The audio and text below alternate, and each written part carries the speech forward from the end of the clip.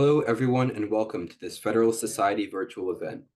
My name is Marco Lloyd, and I'm an Assistant Director of Practice Groups with the Federalist Society.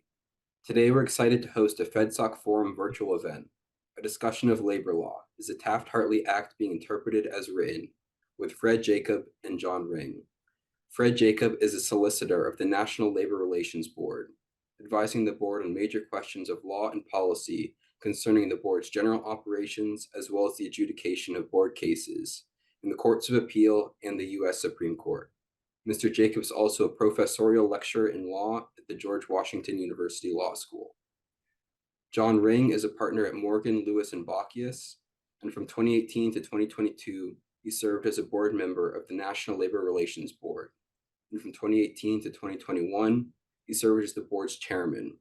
Mr. Ring has been with Morgan Lewis for almost 30 years, where he served as co-chair of the firm's Labor and Management Relations Practice and practice group leader for the Washington office Labor and Employment Law Practice. If you'd like to learn more about today's speakers, their full bios can be viewed on our website, fedsoc.org.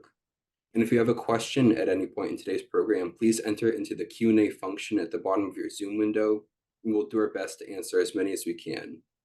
Finally, I'll note that, as always, the Federalist Society takes no position on particular legal or public policy issues, and all expressions of opinion are those of the speaker. With that, Mr. Jacob, Mr. Ring, thank you for joining us today, and the floor is yours. Great. Well, thank you very much. I'll start. Appreciate the opportunity to present today on the topic of the Taft-Hartley Act.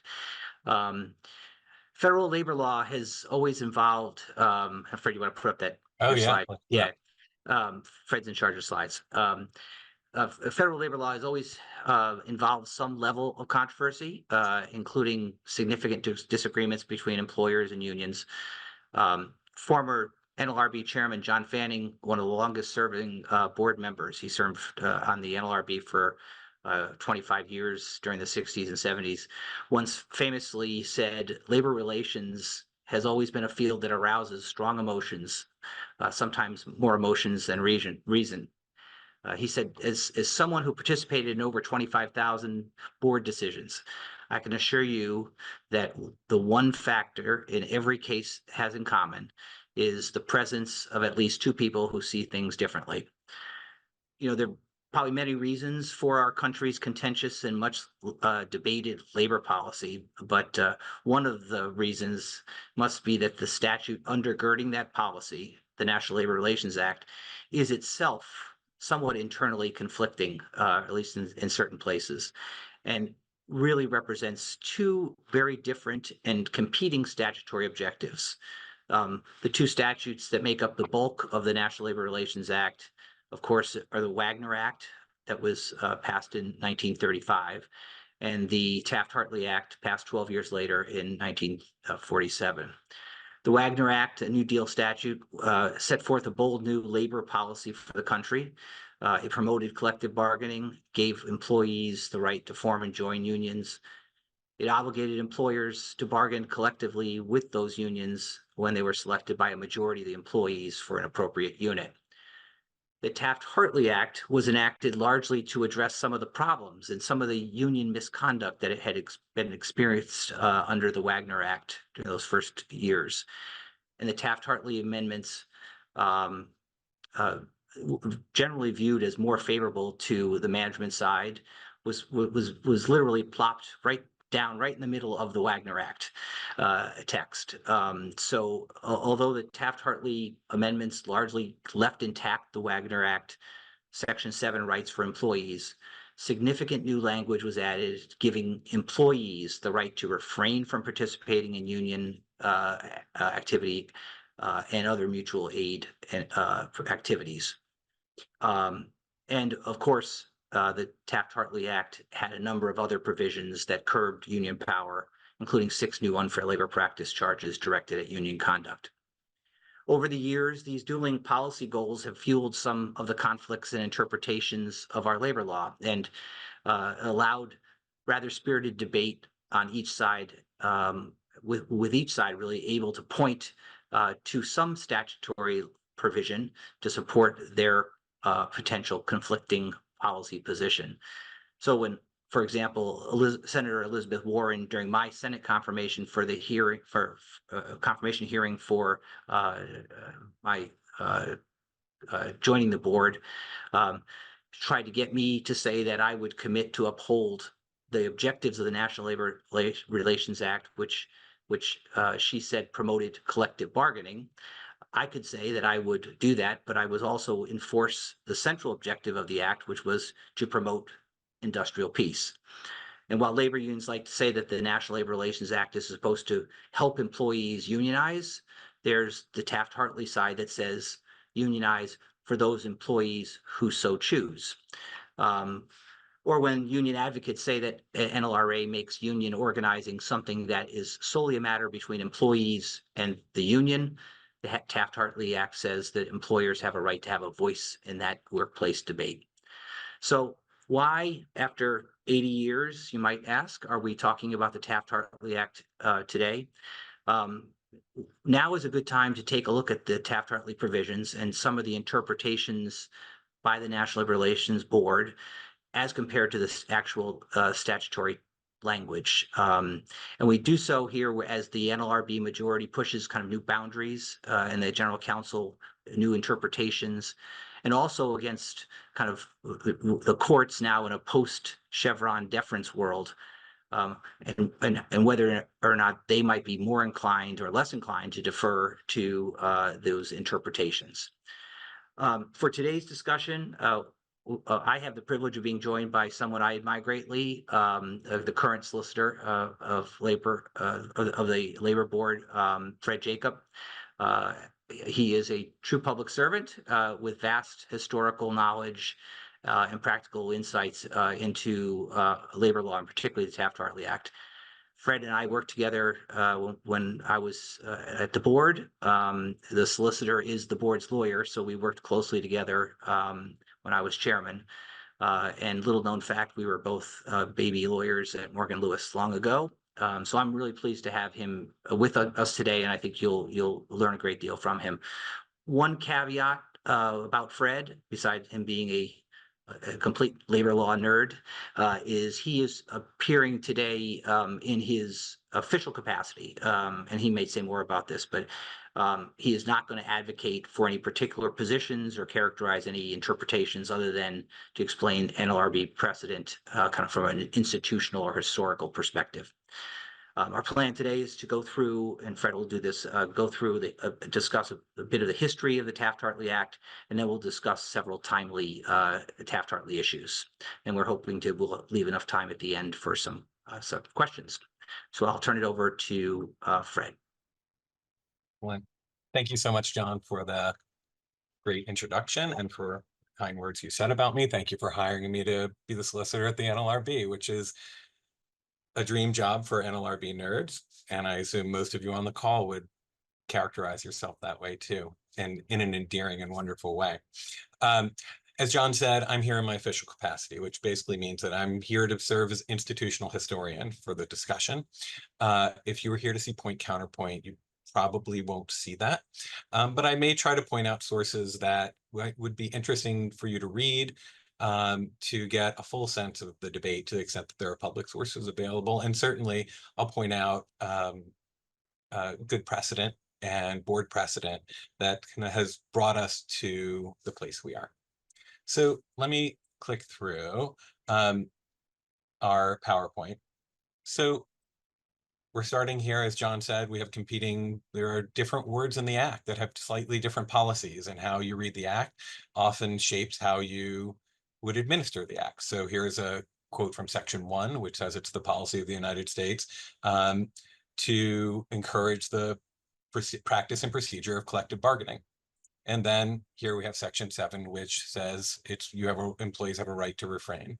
And built into that is Section 9, which talks about representation cases and the right to choose and being free from unfair labor practices. And it's the board's responsibility to administer all of that. So what I'm going to talk to you a little bit about at the beginning is the path to the Wagner Act, and then the path from the Wagner Act to Taft-Hartley. Now, I don't know if you all can see, there are at least this many books on it. This book is called From Wagner Act to Taft-Hartley. and it's many, many pages, and I will not be reading it to you. But the big overview, I think, starts with this mural, which is found at the UAW headquarters. And this is a mural of President Roosevelt signing the Wagner Act. I like to think of it almost like a little comic strip because it tells the story. And the Wagner Act begins in the 19th century and the early 20th century with the rise of labor unions in the post-war industrial revolution era, as workers began to combine and build power together to try to find equality of bargaining power that would compete with the newly emerging industrial society that was moving folks from traditional craft work and traditional agricultural work to industrial factory work. And during this time period, we saw tremendous disruption to the economy and to society that was caused by employees being denied the right to unionize. So employee unions were viewed as violation of antitrust laws. They were viewed as civil conspiracies. They were viewed as criminal conspiracies. And I know particularly for you legal experts, I'm speaking at a very high abstract level, but I ask for your forgiveness and your permission to do so, because it's so there's so much detail and it's such a rich story. And for me to cover it in tremendous detail, we would be here not for an hour, but for a week, and probably more than that. So these battles, because employees couldn't receive legal protection, ended up erupting into violent strikes, whether we're talking about the Haymarket Massacre, the Colorado Mining Massacre, where hundreds of employees were murdered by state troopers, or even the battles in West Virginia over Mingo County that were depicted in Matewan, the movie, where the federal government ended up bombing strikers who were trying to protest for their right to organize and their right to be recognized as a bargaining representative. So the Wagner Act is dropped in the middle of all this, and you combine it with the middle of the Great Depression. So as when President Roosevelt and the New Deal were first inaugurated, the National Industrial Recovery Act protected the right to organize, and Section 7A of that act was administered by two agencies like the NLRB, the National Labor Board and the old NLRB. And both of them showed the government that there was a utility in having a federal agency that could help protect the right to organize. And the Wagner Act emerged out of the ashes of the National Recovery Act, Industrial Recovery Act, when the Supreme Court struck it down. So what did the Wagner Act do? It was enacted in 1935, and here's President Roosevelt signing it. And as John said, it protected employees' right to organize. It made certain unfair labor practices unlawful, but they were employer unfair labor practices. And it put together an enforceable mechanism for employees to be able to choose union representation. And in the aftermath of the act's passing, most people believed that the act would be struck down as unconstitutional, pursuant to all the commerce challenges that had found that these sorts of economic regulations were unconstitutional. But in 1937, the Supreme Court, with the switch in time that saved 9, found the act constitutional in Jones and Laughlin, and their Senator Wagner being joyously just being so joyous that the act was upheld. And in the aftermath of the act being upheld, union organizing exploded. And part of that, as you can see, was these are union propaganda pieces that were distributed during this era that essentially said, like, the entire federal government wants you to join a union. The Congress, the president, and now the Supreme Court. Union density went through the roof. And of course, the NLRB was there to help, as Professor James Gross once said, to serve as the midwife of the labor movement. Being the midwife of the labor movement drew a lot of attention to the NLRB. And part of that was negative intention from management groups, from industrial, sort of particularly Southern senators, Southern congressmen. And the board during this time period also engaged in a lot of actions that we might raise our eyebrow at now. So in the early 1940s, there were a series of committee investigations in Congress driven by Congressman Smith from Virginia, and they investigated a whole host of issues of the board. And some of them we'll talk about further, but they involve the challenges of having one agency under the Wagner Act that was responsible for both prosecution and adjudication, and issuing complaints and adjudicating complaints. And sometimes in the early days of the Wagner Act, there were allegations that the board's personnel in particular crossed the line, and the prosecutorial function interfered with the adjudicative function.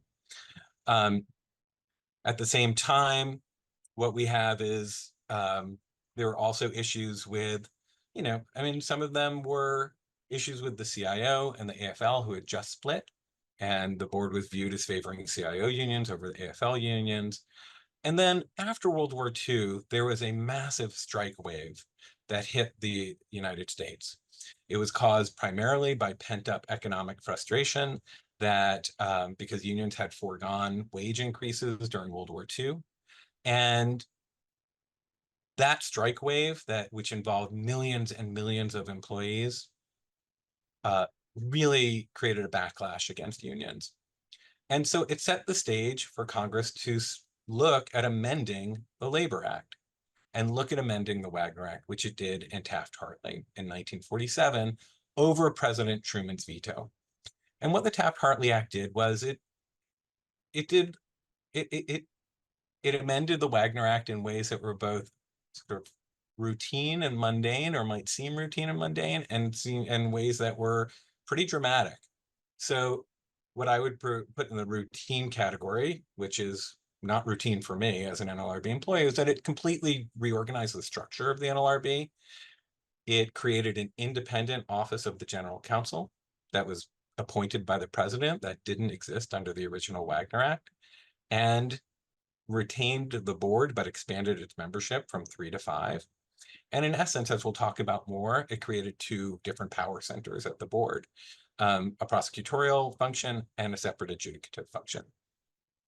It eliminated the board's ability to conduct economic research, which the board had done under the Wagner Act, really trying to shift the board into an adjudicative role. On a substantive level, the board added Congress added union unfair labor practices. So in addition to making it unlawful for unions to interfere with Section 7 rights and discriminate against employees and refuse to bargain in good faith, it also banned certain kinds of secondary boycott activity. And again, we'll talk about that more later. It added Section 8C of the Act, which is a free speech guarantee, and it added Section 10C of the Act, which provided that employers would not be required to reinstate employees who were fired for just cause. And all of these have very interesting statutory language that the board and the courts have expanded on since 1947 in ways that might seem a little incongruous with this if you're just looking at the plain text. And we'll talk about all of those as we go. And here's President, I didn't PowerPoint in real time, but this is when President Truman vetoed the Taft-Hartley Act. And then if you are a nerd like me and you shop eBay for words like Taft-Hartley, you end up with a signed copy of Fred Hartley's book about the Taft-Hartley Act. So with that, I think we are going to pivot. John, I think I'm going, right? Yes. Okay. So what we wanted to start with talking a little bit about the dual structure of the NLRB and the board versus general counsel. And this is sort of the statutory language that we're talking about. Section 10A empowers the board to prevent any unfair labor practice. And then all throughout the act, there are discussions of the board's powers. Section 3D does a lot of things, but what it does is it gives the general counsel final authority on behalf of the board to investigate charges and prosecute complaints. So this is the statutory language we're dealing with when we're talking about these various power centers. Again, during the Wagner Act era and with the passage of the APA, Congress showed, and passing Taft-Hartley, that it really wanted to separate these functions. And it did it at the board in a way that's kind of funky, because we have, again, a general counsel that is independent, presidentially appointed, and now confirmed to be an executive branch officer, and a board that is an adjudicative officer. So shortly after the passage of the act, what we saw was the board, both on an administrative level and on a legal level, trying to sort out in where the line is between prosecutorial power and adjudicative power. So, and administratively fighting incredible conflicts. John in particular loves this story, which I will quickly tell you. Of the very first general counsel was a man named Robert Denham, who President Truman appointed because he was a true believer in the Taft-Hartley Act. And it created a fair amount of conflict with the old board members who were mostly Wagner Act board members over what the act would mean. And Denham believed that it was his job to prosecute the Taft-Hartley Act aggressively. And it created a ton of friction, both internally and externally, because Denham also believed that after Taft-Hartley, he and the general counsel was the true nexus of power at the NLRB. It led to tons of administrative disputes, and one of the silly ones, but amazing, which I think is reflective of sort of where the board was in 1948, was the battle, what was known as the Battle of the Bathrooms. And this received a ton of press in the Washington newspapers, that the board was moving headquarters and there was only one suite with a bathroom in the new building. Denham believed that he should get it. Chairman Herzog believed, as the chairman of the board, he should get it. This was a battle royale that, as I said, trickled over into the press. And in the end, they just built 2 bathrooms. But what you saw was this kind of conflict that also arose in other ways. So, for example, the general counsel at the time believed that it was his job, that he's the only one, that as the board employee who represented the board in the courts of appeals, when a board order was on appeal, the general counsel didn't have an obligation to defend the board's position. It was the general counsel. He could defend his own position that the board rejected. And this created a ton of controversy at the board, as you might imagine, again, with these conflicting power centers, where the board in the end ended up sending my predecessor, a woman named Ida Klaus, to go file briefs in the Sixth Circuit, trying to strike the general counsel's briefs as illegally filed. And these were the sorts of power center issues that had to be sorted out. Ultimately, they were sorted out when President Truman fired or asked for Denham's resignation, which he was given. But they also play out in the case of in case processing as well. And I would point you most notably to a case from 1987, where the board had to figure out whether a general counsel's unilateral settlement is a prosecutorial act, or settling a case over the objection of a charging party is a prosecutorial act or an adjudicative act. And the board decided it was on the prosecutorial side of the house. And that went up to the Supreme Court. And the Supreme Court had to figure out, essentially look at the board's interpretation of the act, decide whether it was reasonable. I think it was an early case in which they applied Chevron to board decision-making. And we're still dealing with this kind of power center struggle. And I think John wants to talk about some pending matters and implicating these issues. I'll just talk about it. I won't get into the and I don't know how many other agencies have the structure the NLRB does, but there's not many. I won't get into kind of the day-to-day kind of struggle of trying to administer an agency and run an agency where the chairman, when I was chairman, so I would say the chair is actually the head of the agency, and by government standards, it is. But the general counsel actually oversees 80-something% of the employees, and so it's trying to run the agency is an interesting thing. But two areas that I think are interesting. One is what Fred mentioned. Sometimes the general counsel and the board are not aligned either politically or philosophically, and we had cases now where Jennifer Abruzzo, the current general counsel, was going into court and defending cases that my board had issued, knowing full well that she had no interest in enforcing our position. So but it's one of those things that the general counsel does defend the board in court cases in court after the board's decision. So it's one of those areas that is, odd and again, a result of the Taft-Hartley Act kind of bifurcation of the agency.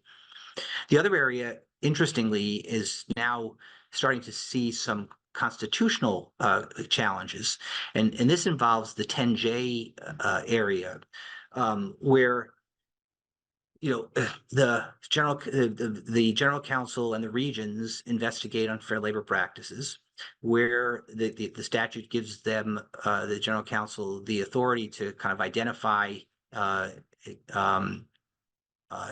cases where immediate relief, injunctive relief is necessary, but the general counsel then brings that to the board, and the board is actually approves the general counsel moving forward with a 10J injunction, and that's a whole process. But it is the board that does the approval of the 10J. That the general counsel then goes into court and seeks the 10J injunction. A year or two later, whether or not the general counsel was successful in getting the 10J, a year or two later, that case now has worked its way through the process, has gone through an administrative law judge hearing decision, and has now been on exceptions to the board. The board is then sitting as an appellate adjudicative body deciding the case. So there's some questions, constitutional questions about, exactly what Fred was talking about, prosecutorial versus adjudicative. And here the board almost sits in both positions, where there is the facts as investigated, without the benefit necessarily of what the employer in most cases might put out to defend itself, is it brought to the board initially. The board then kind of in a prosecutorial, with its prosecutorial hat on, says yes, proceed with the 10J, and then later it proceeds to get a case fully adjudicated and briefed with all the facts.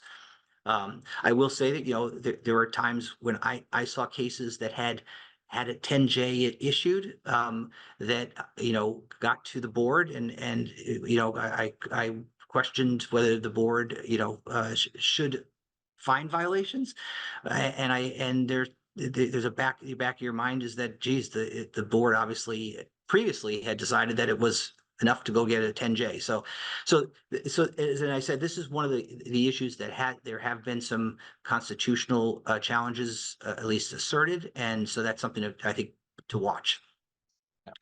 And I would just throw out that the board has addressed a similar argument in the recusal context recently, where a party asked two members to recuse themselves from the adjudicative stage because they had participated in the 10J vote. And that's a case called NP Red Rock, where the board denied that, or the members denied that request to recuse themselves, basically citing a fair amount of Supreme Court and NLRB precedent that recognize that in the adjudicative context, there are many cases in which the Congress has vested some form of adjudicative and prosecutorial authority in the same body. So that's out there. I believe that case is under review. Probably, I think there's a petition for review pending in it. So we'll see if that issue gets raised to the court. I mean, it's, a lot of these arguments we'll be talking about, the Supreme Court rejected in Jones and Laughlin in 1937, but everything old is new again, it seems, these days. So we'll see what the courts, how they find it. I think it's interesting, John. I was listening to your description of the challenge of being a board member, and I've never had to be in that seat, but it did strike me as like, it's sort of a judge having to decide a preliminary injunction. It's the same kind of like, we have to put on two different hats. And so on a preliminary injunction, you're deciding like, well, is there enough likelihood of success on the merits? But then the trial could show something totally different when the facts come out. Right. The only difference there is the judge in the preliminary injunction gets both sides, I mean, Sure. and here you really are just getting the prosecutor's, slant on the thing. Mhm. So, Mhm. but it is similar. Yeah. Interesting. Yeah. I think we're going to pivot to talking about employer speech a little bit, which is a very interesting area, a hot topic. Congress enacted Section 8C in Taft-Hartley. Section 8C was a reaction to the fact that under the Wagner Act board originally insisted on a fair amount, if not strict, neutrality from employers in the course of representation elections. And a lot of this was the reaction, I think, to the really severe employer domination of the process that had been the norm prior to the Wagner Act's enactment and the protections of Section 7 and Section 9, and the provisions of Section 9 that provided for representation elections by a majority rule. So in these early cases, you see a fair amount of hints suggesting that just mere employer speech, saying they didn't want a unionization, could potentially interfere with employee choice. And there's lots of debate on this to this very day. But the Supreme Court, in a case called Virginia Electric and Power Company, NLRB versus Virginia Electric and Power Company in 1941, pushed back on this and essentially said to the board that employer speech can be the basis for an unfair labor practice, but it needs to be in a broader context. It can't be merely about the expression of views. And the quote is that, that the act doesn't enjoin the employer from expressing its view on labor policies or problems, nor is a penalty imposed upon it because of any utterance in which it's made. So it essentially stands for this principle that mere speech, mere expression of opinions can't be the basis for an unfair labor practice. Now, Taft-Hartley essentially incorporated the language you see on your screen and sort of the principles that were enunciated in Virginia Electric and Power Company into the act itself. The Supreme Court in the Gissel case said that it essentially incorporates First Amendment principles. It doesn't incorporate the First Amendment wholesale, but it incorporates First Amendment principles. Supreme Court said in the Gissel, repeated it in Brown versus Chamber of Commerce, which is a preemption case that implicated speech issues. But as you can see, what Congress said here is very plain, that the expressing of any views, argument, or opinion, or the dissemination thereof, shall not constitute or be evidence of an unfair labor practice under any of the provisions of this subchapter, with the proviso that it's only if such expression contains no threat of reprisal or force or promise of benefit. And that preserves the cases that existed prior to Taft-Hartley and after, and supports the cases that came after Taft-Hartley that say that employer speech is permitted, but employer speech that is threatening is not, or that essentially promises a benefit, attempts to bribe employees is not permitted. And the board's job under the delegation given by Congress in the act is to figure out what is a threat and what is a promise of benefit. So in the Gissel case in particular, the Supreme Court examined the board's law about predictions of plant closure and predictions of financial ruin, and came up with a test to figure out how do we balance an employer's legitimate right to say, like, I think the repercussions of choosing unionization might be negative in one way or another without it being construed as a threat.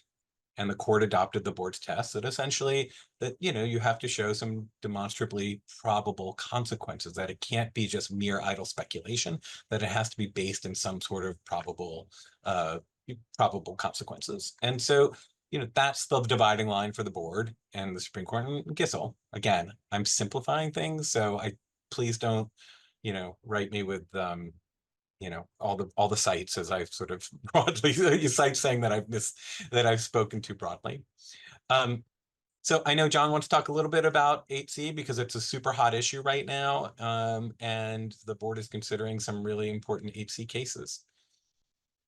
So I'll just say, as a board member, anybody who reads board cases, that this issue that Fred's been talking about is, what is an employer speech that it contains a threat, or reprisal, or force, promise of benefit. I mean, those are and there's lots of cases, and a lot of ink spilled on exactly what looks like. We've kind of turned a corner here, where the current NLRB General Counsel has taken the position that employer speech about Section 7 activity, which generally covers union activity or workplace issues, any employer speech during paid time is a per se violation of the act. And the argument goes that the employees in the workplace have a Section 7 right to refrain from listening to employer speech, and that's even where the employer is not threatening or promising a benefit. And the General Counsel has contended that speech is an inherent threat. It's inherently a threat, because a threat of reprisal is unmistakably present. This is her words: unmistakably present whenever an employer requires employees to listen to a message concerning Section 7 activity. And that was put out in a General Counsel memo of April of 2022. And while this interpretation has generally been talked about in terms of so-called captive audience speeches, which are usually meetings held during an organizing campaign where the employer brings in employees on paid time and gives the employer's view of unionization and whether the employer favors it or not. The General Counsel has gone beyond that and is advocating for not just when employers convene employees on paid time, but also is saying that it's per se unlawful for supervisors or managers to so-called corner employees while performing their job. So that just kind of the overall description that the General Counsel has kind of put forward here. I mean, it virtually covers all time employees spend in the workplace. So it really effectively prohibits, really shuts down employer speech to employees in the workplace about any kind of Section 7 activity.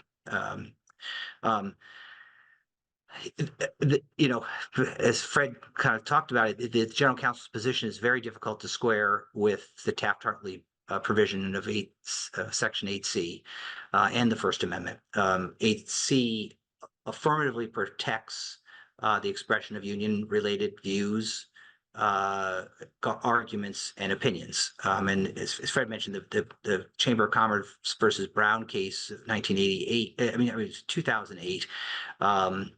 The court said that 8C implements the First Amendment and reflects the policy judgment in the NLRA favoring uninhibited, robust, and wide open debate in labor disputes.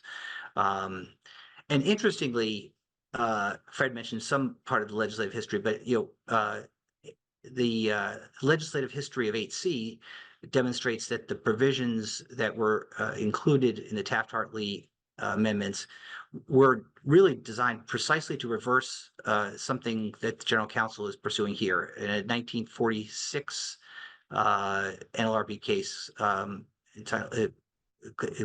named Clark Brothers, the General Counsel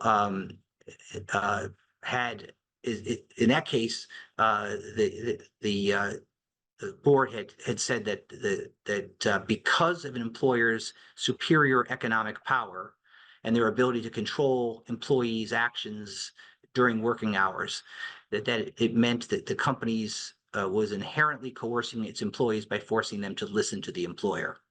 That case was something that the Taft-Hartley drafters took into account. And then, of course, immediately after the Taft-Hartley Act passed, the Supreme Court in Babcock and Wilcox acknowledged that the pre-Taft-Hartley compulsory audience theory, the idea that non-coercive employer speech was per se violation, no longer exists as a basis for an unfair labor practice. So there are clearly some headwinds, I think, to the general counsel's theory, which, of course, may be why the board has not acted on any of the cases that she's advocated for this prohibition on employee speech yet. I think the board is going to have a hard time getting around the realities of the statutory language, legislative history, and the Supreme Court precedent. But in the meantime, the general counsel has continued to pursue this theory. She's bringing unfair labor practices charges, and she's using the threat of prosecution to, I think, alter employer conduct. A number of employers have opted for just voluntary meetings to avoid the unfair labor practice risk. And then in many cases, using this threat as a way to force a settlement that, extract settlement terms that can sometimes be beyond what the act requires. So that's where we are with 8C. So I just want to clarify that I don't take any positions on captive audience on the issues that are there. I would say that if you're interested in reading sort of a board decision that discusses some of these issues from the other perspective, Member Becker in 2011 wrote a long concurrence or dissent in a case called Two Sisters Food Group, where he addressed some of these issues, and they're certainly engaged and joined before the board now. And I think, there's a lot of really interesting reading out there to kind of see how they play out. And I believe, I apologize, John, if you said this, the general counsel is proposing that there have to be some sort of assurances, or right, it's not all, it can't be mandatory, it can be voluntary. But yes, but the general counsel's position is that you have to have I think it's about a third of a page long kind of Miranda rights in order to make it truly voluntary. Okay. I don't know that a lot of employers have been doing that, but they've at least given, they've at least said you can leave if you'd like to. But yes, there is that ability to give the employees the opt out. Yes. Okay. Great.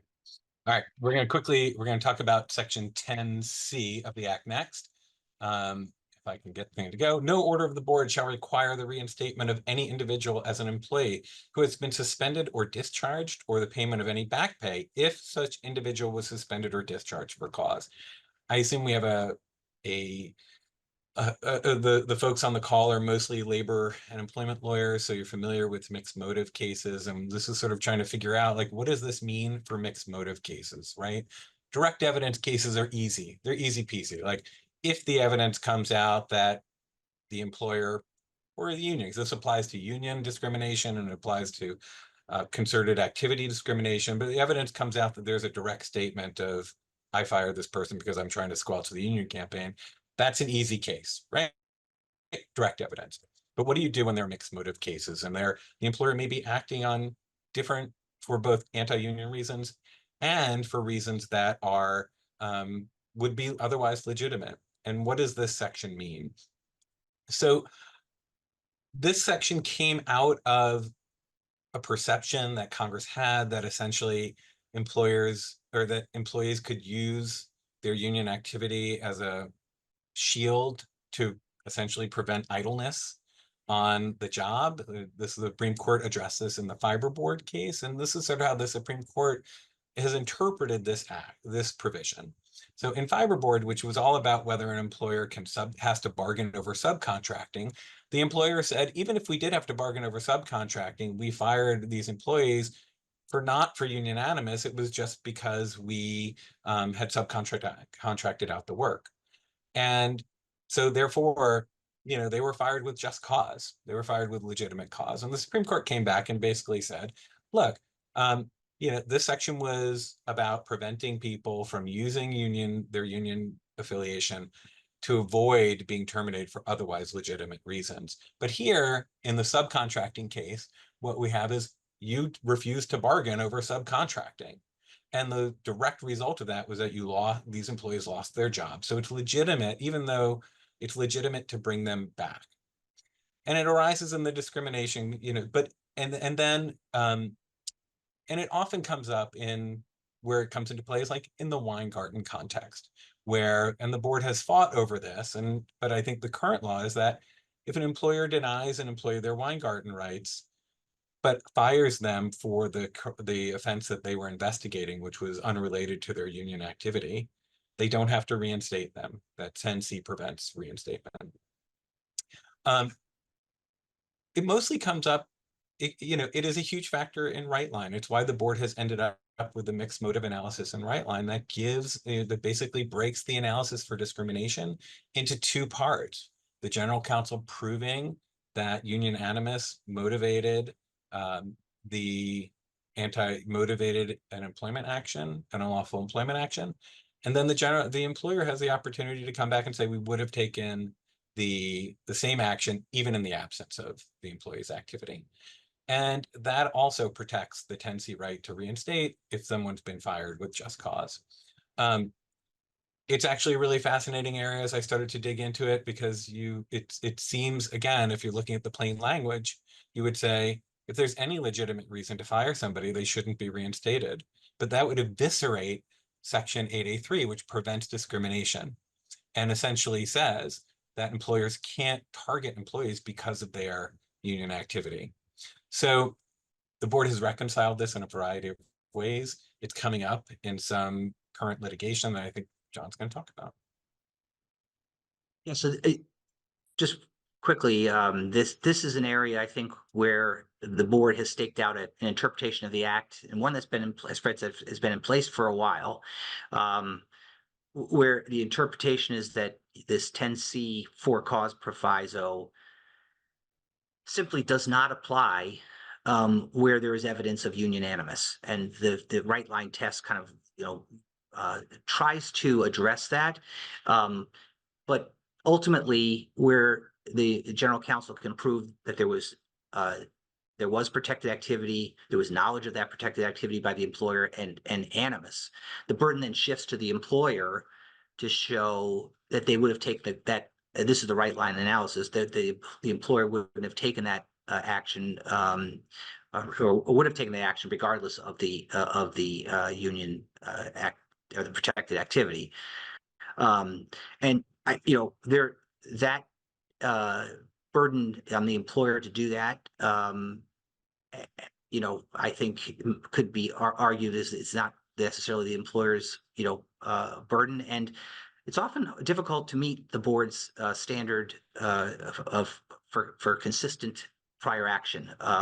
So, the test is subject to some scrutiny, and I think the board's overall acceptance of the right line test, the whole mixed motive standard, has historically been based on the court's court deference to the NLRB's interpretation, and the board to date has continued to justify its interpretation based on that deference. And I should say I think there's been some courts that have expressed some skepticism about kind of the board's interpretation in light of the statutory language. I will mention that there is a cert petition pending in a very interesting case that I participated on when I was at the board, that raises this issue. The case involves a New York Presbyterian hospital, which terminated a nurse who left an operating room in the middle of surgery to attend a union protest. Nothing can go wrong there, right? The board, over my dissent, put the nurse back to work, despite some circuit court case, pretty old circuit court cases, expressly talking about the protection, how the protections of the act could be lost, and they talk about like the fact that what would be the most egregious situation, maybe a nurse walking out of an operating room in the middle of surgery. So this is a cert petition, and New York Presbyterian Hospital is asking for, among other things, the court to look at the board's interpretation of 10C. So this should be interesting to watch, and then, good. I think interesting facts if the Supreme Court kind of wants to dig into this in this area. And I would just point out to everybody that the board, I believe, if the OpCert is due in mid-August, so if you want to see how the board responds to the cert petition, it'll be available at that point, and available on the board's website, and I think the Supreme Court's website too. All right, lastly, and I think we wanted to talk a little bit about secondary activity and the Scabby the Rat cases. I would put the statutory text on here, but it is somewhat inscrutable. And so it would confuse everybody as much as it confuses me every time I look at it. But at a very high level, one of the issues that Congress was really concerned about in Taft-Hartley was making sure that neutral employers were not sucked into a union's dispute with their primary employer.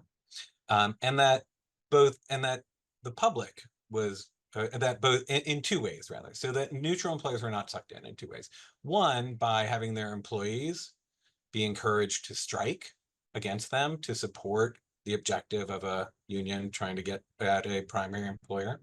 And two, by a union trying to restrain, coerce, or threaten the public or anybody else from doing business with that neutral employer to put pressure on the primary employer. So, the classic case from the Supreme Court in the mid-'80s is a case called DeBartolo, and involves a contractor in a mall in Florida, and the union had a dispute with the contractor, and it was handbilling outside the mall, telling people that there was this dispute and encouraging them not to patronize the stores in the mall. Had they been picketing, that would have been unlawful. Had they been trying to encourage employees not to go to work, that would have been unlawful. But under the circumstances of DeBartolo, what they were trying to do was just encourage the public not to patronize the mall. And the Supreme Court held, in agreement with the board, I believe, that this is protected by both that the act doesn't prohibit that, both as a matter of primarily as a matter of constitutional avoidance, because ultimately, when a union communicates in that way with the public to try to encourage them not to patronize a third party, a neutral, to put pressure on their target, that's persuasion. And so the line is between what's persuasion and what's coercion. If something falls on the coercion side of the line, they can't coerce the public into doing it. But if it's mere speech and persuasion, they can. And this has raised a number of questions involving our friend Scabby the Rat, who is this inflatable, 6-foot inflatable that is often found at various construction sites and other places, including one, so I think when you were chair, John, outside the board. I was trying to find that picture, but I couldn't find it. So I'm glad you could. Yes. So anyway, I know you wanted to talk about the Lippert case, which issued while you were chair. Yeah. So, as Fred said, this is an area where we're ever since Taft-Hartley was enacted, there's been a struggle to try to find that line between what is union persuasion and what is expressive activity, free speech protected by the First Amendment, and prescribed secondary threats, coercion, or attempts to restrain. And admittedly, it's not an easy line to draw. But I will say that this is one of those areas, and in fairness, in balanced way, this is candidly an area where I think an unusual area where employers have been pushing the envelope to try to expand an interpretation of a provision of the act. Here, trying to kind of expand the interpretation of 8B4 to prevent some union pressure directed at secondary employers. And sometimes they're doing so where there may not be the requisite level of threat, coercion, or restraint. I know there's probably people on the call who are not going to agree with me, but this is an area and we've seen it as, in these Scabby the Rat cases, and Scabby is as menacing as it looks there, and was when it was outside the NLRB. But when I was on the board, we had this issue in a case involving Lippert, and the NLRB. We requested briefing, and many in the employer community wanted to, basically kill old Scabby the Rat. Wanted to say that the Scabby tactic, for bringing a menacing, inflatable rat, when used against an employer that was not the primary employer in the primary dispute, was unlawful secondary pressure. And the board majority, and again, that I participated in, concluded that it was not unlawful secondary pressure. And although we noted that could be a fact-specific inquiry, depending on, whether there was threat, coercion, or restraint. If Scabby was, blocking the entrance to a secondary's establishment, that obviously would be a different situation. The facts in Lippert, the case that we decided, Scabby was kind of sitting out, just persuading, making known that there was some disagreement from the union with the secondary employer who was doing business with the primary. The dissent in that case, a very good Federalist Society member, Bill Manuel, we argued about this for a long time, argued that the Scabby the Rat was scary and off-putting enough that it would be a threat, or would coerce employees into not dealing with a primary, or not dealing with a secondary employers. So debate. But I think what I was concerned about, and I think, based on the Supreme Court precedent, and particularly that DiBartolo case that Fred mentioned, that, we could find ourselves with a case going to the Supreme Court, where the court could, take a different position and really restrict 8B4 even more so than it already is, or place some significant restrictions on the overall secondary limitations. I think we are out of time. Marco, I think we are too. Yeah. Yeah. I'm going to stop sharing. I'm happy to stay on a little longer to answer questions if people have them. I saw one question. I saw one question on Marco. It's a good question, and that is, what was the role of the solicitor? And it's a good question, because I didn't know either before I started on the board, and it seemed like you have a solicitor, you have a general counsel, you have but and Fred, you can correct me, but the solicitor is solely on the board side, and because of Taft-Hartley, there is a board side and there's a general counsel side, and there really is a very, very strict wall between the two. And the solicitor is the board's lawyer. So issues that range from process, procedure, to ethics, which I'm sure Fred was happy to deal with, and to to really advice on substantive case law. The solicitor also interfaces with appellate courts when they're taking our cases to court. So I was always on Fred when Jennifer was arguing our cases in court, just to make sure that they were good. Not that I had any doubts that they would be. But anyway, so so it really is, and it's a very, very important function, I found. So Fred, I don't know if you have any more to say. I feel very lucky to be in this job. My position description says I am the chief legal advisor to the 5-member board. And as somebody who spent most of my career as a civil servant at the NLRB, it's a really wonderful place because you're here to protect the institution. What I do every day, I always say, I do whatever the board wants me to do. I'm like any in-house counsel. So if you're in-house counsel to a corporation, one day you could be dealing with corporate governance documents. The next day you could be dealing with outside litigation, employment litigation. The next day you could be dealing with corporate ethics. And that's what I do for the board. So whatever pops up, operational, internal, and then I interface on behalf of the board with the general counsel. That's why this position was created right after Taft-Hartley, to be a single voice that can interface with the general counsel on federal court litigation, for example, or on FOIA, or on ethics issues, or whatever the board needs someone to kind of translate the board side to GC side. That's part of our job too.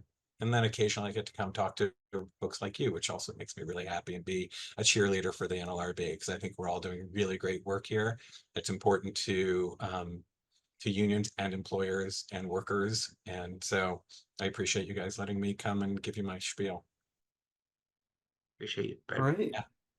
Well, that seems like a fantastic note to end it on. Thank you both for that amazing presentation.